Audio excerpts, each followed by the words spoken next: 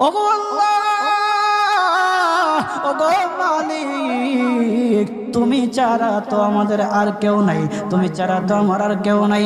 আল্লাহ গো, তুমি যদি মাফ না করো কে আমাকে মাফ করবে? তুমি যদি মাফ না করো কে আমাকে মাফ করবে?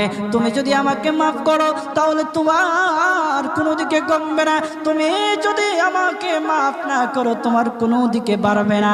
আল্লাহ গো, তুমি আমাকে মাফ করে দাও। সারাটা জীবন অন্যায় কাজ করেছি, সারাটা জীবন নাফরমানি করেছি, আমার কাছে কালেমার দাওয়াত কম আসে নাই, আমার কাছে কালেমার দাওয়াত কম আসে নাই, আমাকে লোকেরা কম বোঝায় নাই। ওগো আল্লাহ, তুমি আমাকে মাফ করে দাও। মাফ না করলে কোথায় যাব, কার কাছে যাব?